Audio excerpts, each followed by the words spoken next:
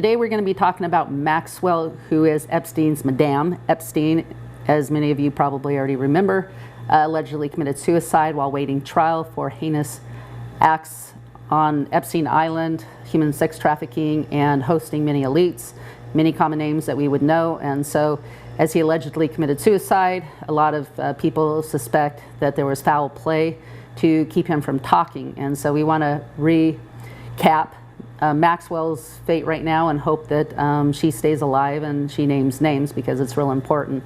My guest is Chris Brab, and he is somebody I appreciate. He kind of has he's like a private investigator, so to speak, too. He really helps dig in deep and helps me find a lot of information, and so I appreciate him.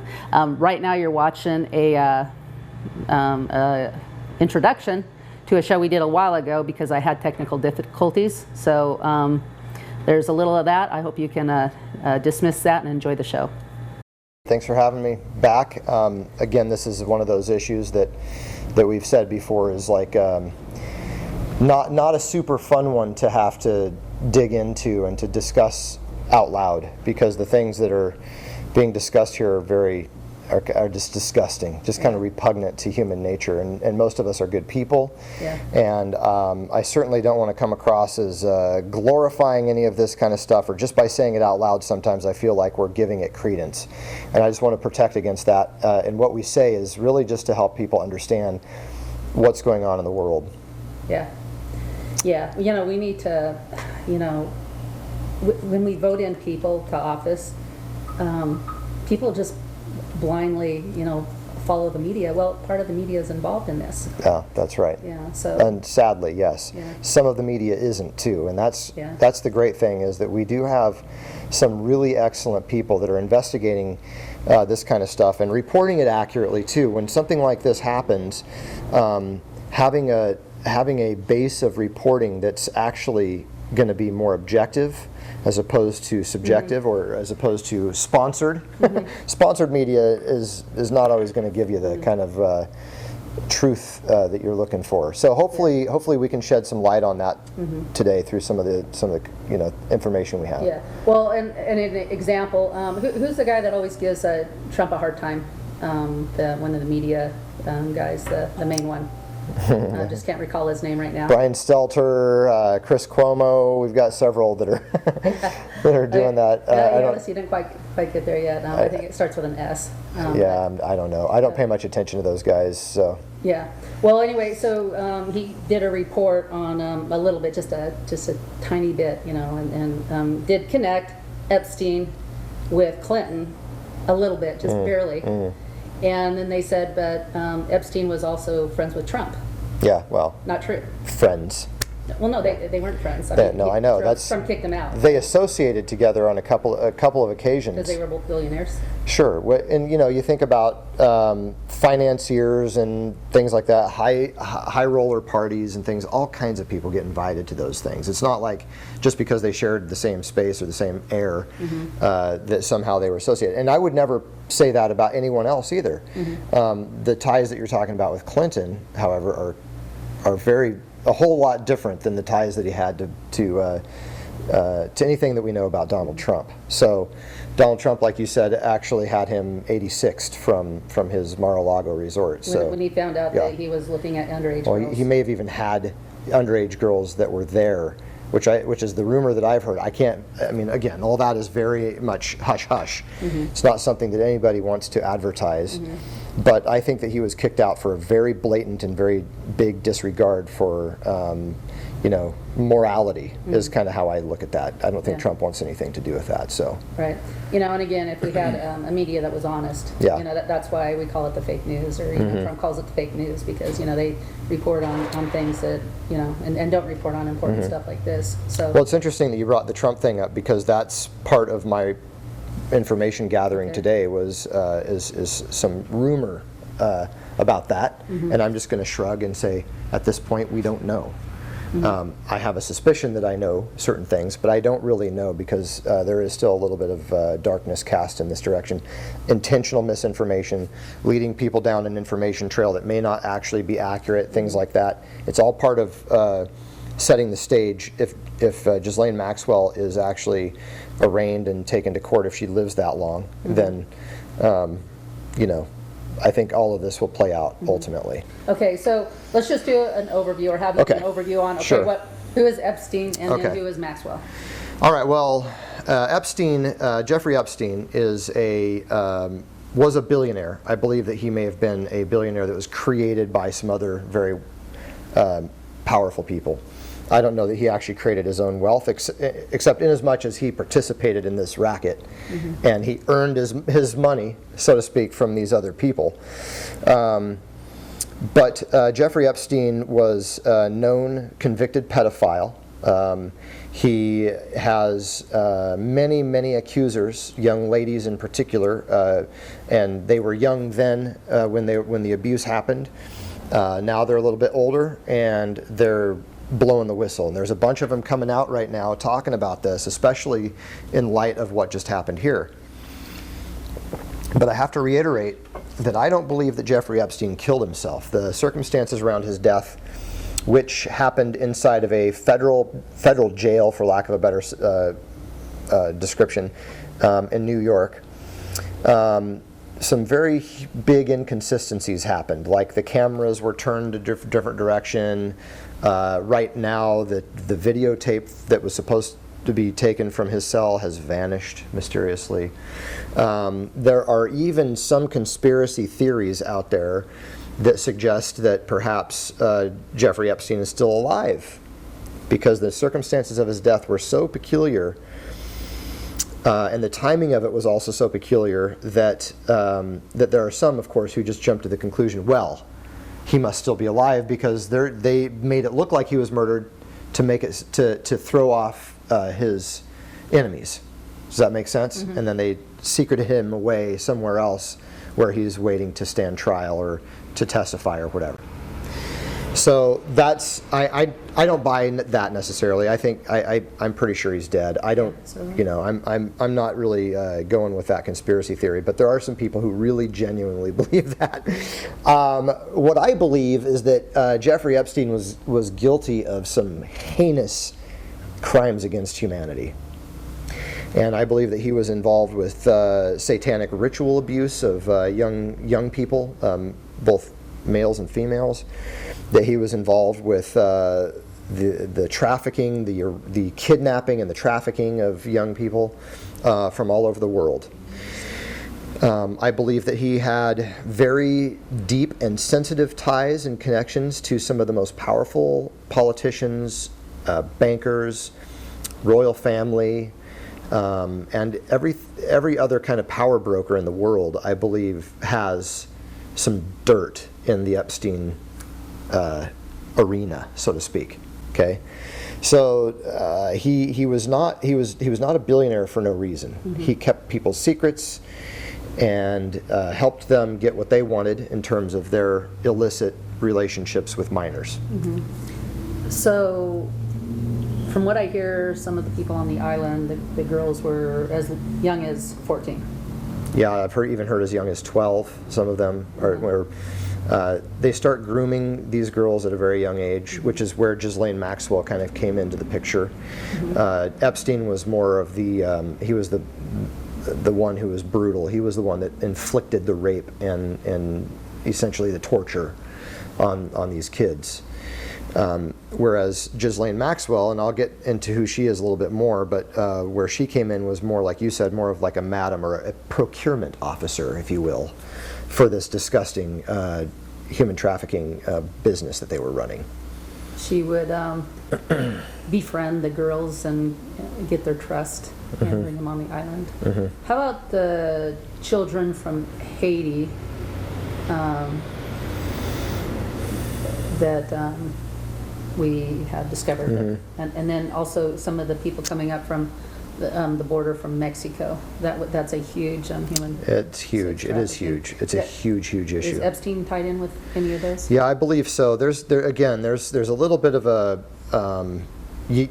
when you're reading through the information, you sometimes kind of have to take it with a grain of salt and extrapolate certain things. Some things are not exactly clear, at least to me. I think somebody knows. for sure.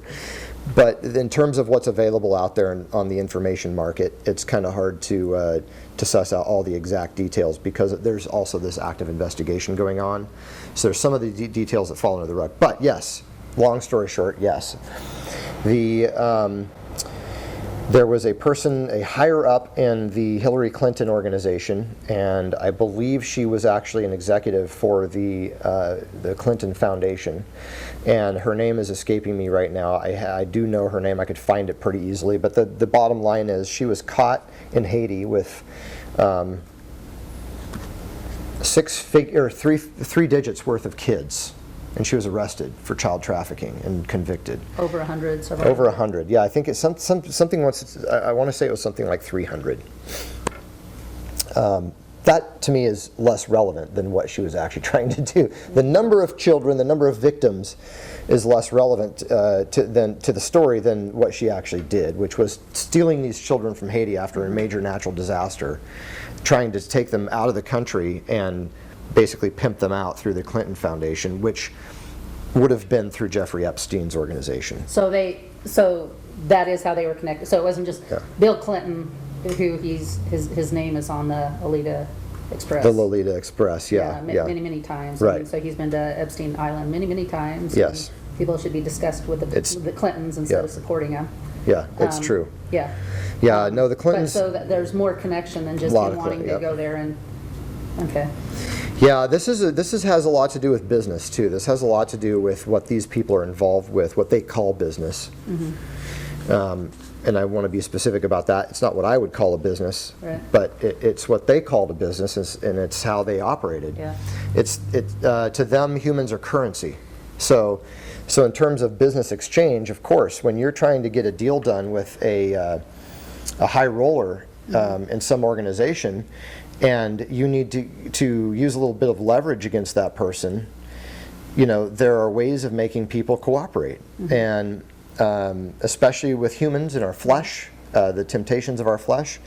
And a lot of times what these elites like Jeffrey Epstein would have done is that he would have entertained say a corporate executive or let's say a banking CEO or something like that, would go to his palace in Manhattan, his whatever penthouse apartment, and then he would Jeffrey Epstein would videotape this person having sex with a minor. And then in many cases, the person would not even know that this person is a minor. It wasn't like they were advertised that way. Sometimes they are. That's where it kind of goes downhill is after that. Man, but in this case, some of these people are blackmailed without like intentionally trying to do something wrong, and all of a sudden they're caught up in this web. And the web is Jeffrey Epstein has all these videotapes of these powerful people doing very, very bad things to children.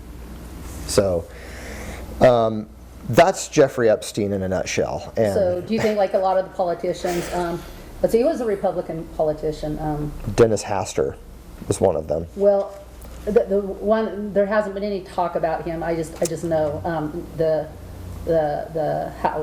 House, the leader of the House, Paul Ryan. Yeah, Paul Ryan. Yep, Interesting. Yeah. Yeah, and the reason why I suspect him, many reasons. His beautiful blue eyes just make you want to He's like a little teddy bear. Yeah. Until you when they asked Obama, who do you want to be House leader? And he named Ryan, right? Paul Ryan, and there Paul Ryan was. And why didn't Paul Ryan go along with a lot of Republican things that he should have, as a leader, he could have pulled off. And why did he retire? And he seems so young, politically ambitious and all of that, and he just all of a sudden decided not to be powerful anymore? Yep. Fascinating. So, yep. So, it's Republican and Democrat, but you know what? Mostly Democrat. I'm convinced it's mostly Democrat. Well, there's a real nature, there's a real world nature here going on, and no matter what the label is, there's some on each side and on other sides, and quite honestly, the power brokers behind Jeffrey Epstein are not partisan at all. They don't even care about party. All they see a party is a way to divide people or to obfuscate what they're doing behind the scenes. If you can get somebody all caught up in partisan politics and talking about that, then they'll never look at me behind the curtain. Right. You know what I mean? And let's take the news media. There's only a handful of people that own all the news. You know, correct? Like 5 people, yeah, on the planet.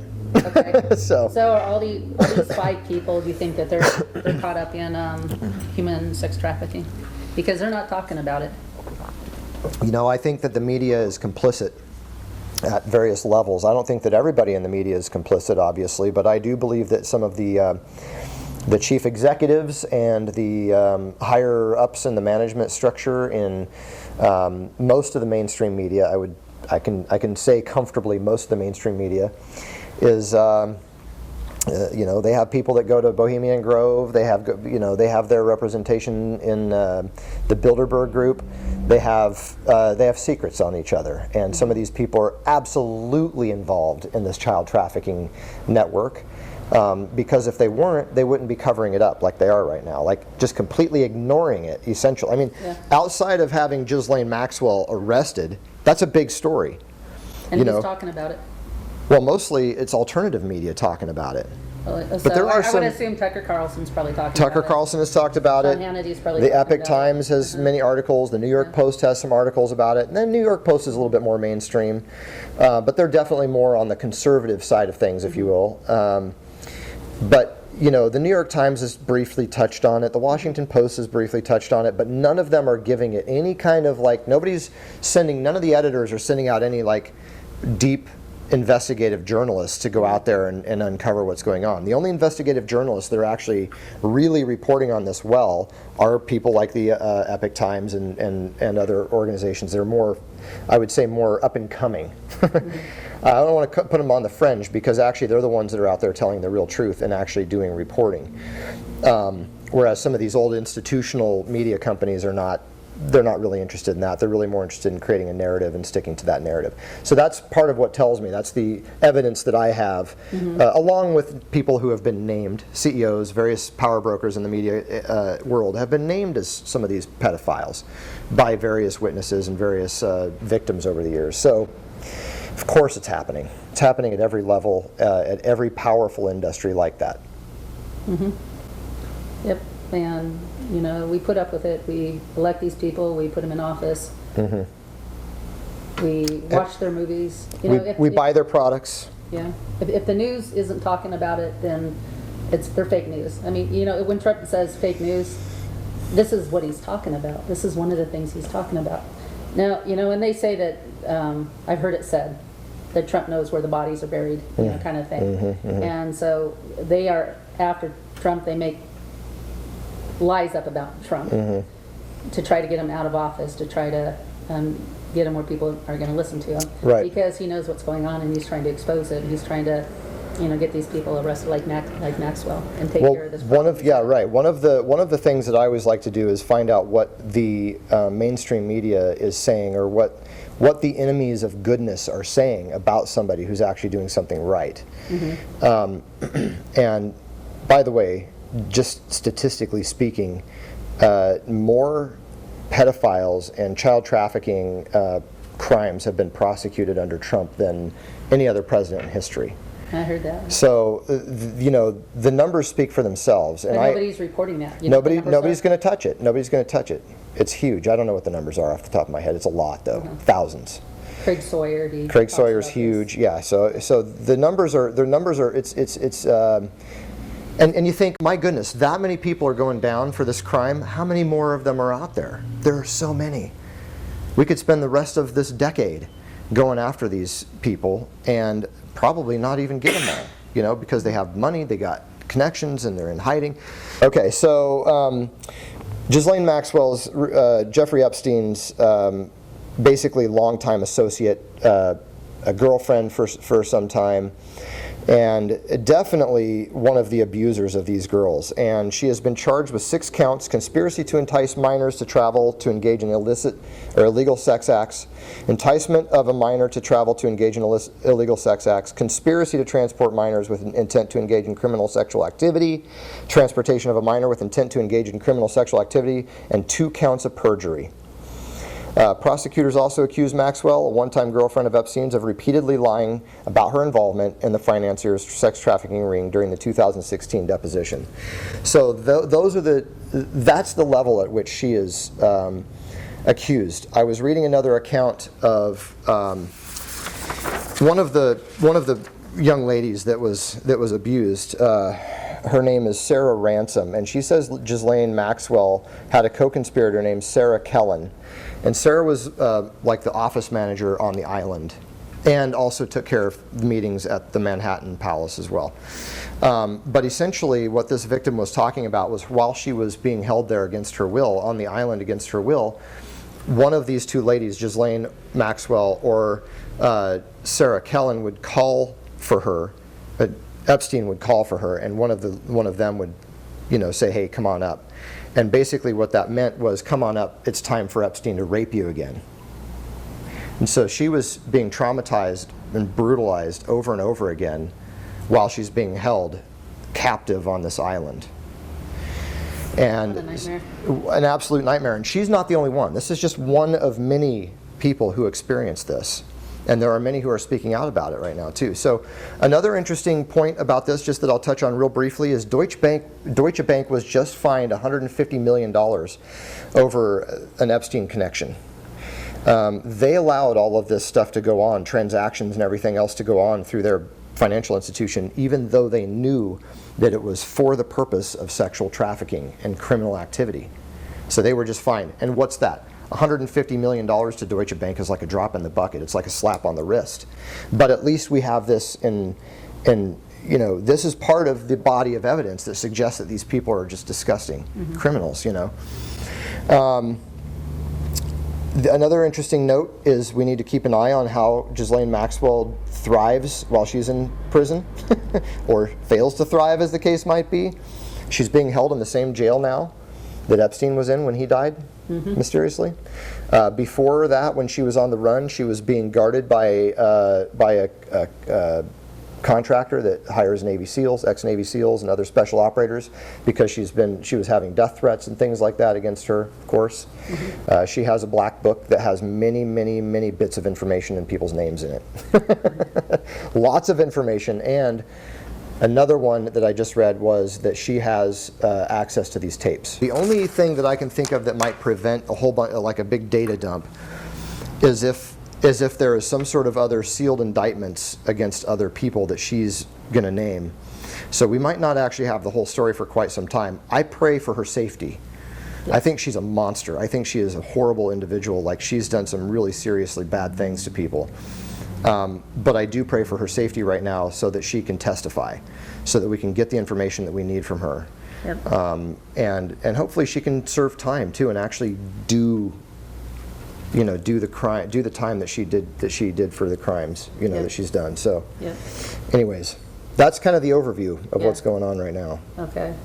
Yep, and we need to be reminded of that. I think that's why we have Antifa coming out, the paid protesters by the elites. Elites pay them, and anything to get people not to vote for Trump, or to have a fake election, because Trump is very popular amongst the people who actually don't believe all the lies. Yeah. Because they see that he's actually trying. Yeah. Well, and it's funny because I have some friends who are Democrats, I've mentioned before, and one of them brought up to me a couple days ago, "I can't believe that we are going through this, that we have Biden to vote for, and that we have, like, it's just bizarre."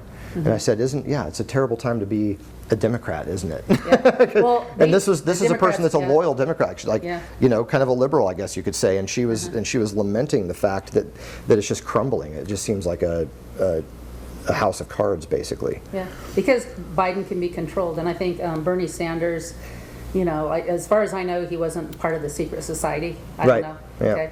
So he's a little too crazy too. He's too out there for them. Bernie Sanders, yeah. Yeah, well, yeah, and maybe they couldn't control him, maybe not. However they treat Bernie Sanders, they refuse to let him be. And that's what they're trying to do with Trump. And so, the Democrats should have a wake-up call. It's like, hey, wait, they're cheating Bernie Sanders. Maybe they're doing that to Trump too, and they very much are. Well, and that's what this Democrat friend of mine was telling me, that her preference would have been having Bernie Sanders because he was probably the dark horse that had the best chance even of having a shot at beating Trump. Are they going to vote for Trump? They didn't say. I mean, I don't know. I doubt it. I don't know if that's going to happen. Some of them are. Some of the Democrats obviously are going to cross over because, you know, Trump has a great record. He's done what he said he's going to do to the best of his ability, I would say, just from an objective point of view. Yeah. Yeah. You can't deny it. It's whether people love him or hate him isn't really the thing. Has he followed through with what he's doing? To a big degree, he has. 75% of the bad things that they've said about him are lies, and I would say probably they make it up. All of them. Yeah. Well, also the lies, the things that they say about him. You know, for example, oh well, he was in you know, hanging out with Epstein too. Well, why would they say that if they weren't trying to hide something bad? Like, well, if it's bad for us to do it, then Trump did it too. Yeah. You know, usually what anybody like the comment about judge not lest ye be judged reminds me that when we accuse other people of doing something, more often than not, it's because we are guilty of doing those same things. Yeah. And so I would say that that's kind of the tactic that's been used is in the Ukrainian investigation and everything else. Those were things that the Democrats were actually guilty of, or Biden specifically, Biden and his son. And of course, I'm sure it went up to the top and everything else. But you know, let's be honest. Who's guilty of these things? Usually the accuser is the one trying to divert that guilt away from themselves and cast it upon someone else. Yep. And so yeah, we're talking about a lot of Democrats that are part of this elite Epstein thing, and we're also talking about some Republicans as well. Yep. So, you know, right now we can see, okay, who's against Trump? Trump is actually digging into this, you know, trying to bring justice to the victims. And so, you know, look and see now, whoever is supporting Trump in this, great. If they're not, then they could very well be part of the problem. So, very trying times. This needs to be resolved. Human sex trafficking is happening now. It needs to be stopped. You know, victims, multi-million victims out there right now, needs to be stopped. So we need to pay attention. And who we vote for this election is important, and just pay attention to this and pray for her safety. Don't be fooled by the fancy clothes and the rhetoric. Don't be fooled by these people's wealth. You know, Gucci shoes and nice purses don't mean that you're some sort of the fact that you used to go to big fancy parties with elitists doesn't mean that you're some sort of an angel. You know, but oftentimes Americans in particular, Western culture I should say, is very taken in by that kind of wealth. It's almost like an enigma to us, like, ooh, flashy lights. Ooh, you know, let's not be deceived because these people are wolves in sheep's clothing. Very few people can achieve that kind of status without being corrupt. That is correct. Yep. Very, very few. Yep. So, okay. All right. Well, thank you. Well, thanks a lot. Yep. Okay, in conclusion, I want to ask that everybody prays for Attorney General Barr and, of course, this election. It's believed that he has a stack of indictments that will most likely go through, if at all possible, after the election. So, and make sure you vote too. It's real important right now. Thanks for tuning in. Have a good week. Bye-bye.